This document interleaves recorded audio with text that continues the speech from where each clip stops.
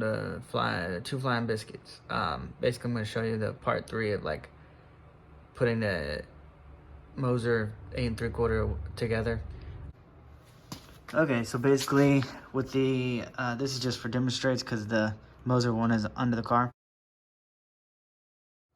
But basically the studs, you're gonna have to put the studs in because it doesn't come with the studs on. So basically, but if you have your old system, obviously it'd already be on. So, but for me, I don't really have anything like that. But hold on. But basically, I put you got to put these, and they'll go all the way up in here.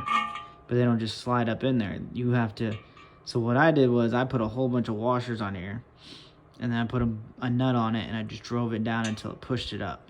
The only problem with that is I did have a couple of these break, and I had to pop them out and redo it. And the way I popped them out was I used the I'll show you all that. Is I use this Harbor Freight ball joint puller, and it actually worked pretty good to pop these back out. But basically, I wouldn't recommend that. I'll put a tool in the description basically that you just put on the top and they use, like, and it'll like screw down or something and it'll pull back up without having so much, because like I said, it's kind of a 50-50 shot. I had to buy another set of bolts to put them in. So, like I said.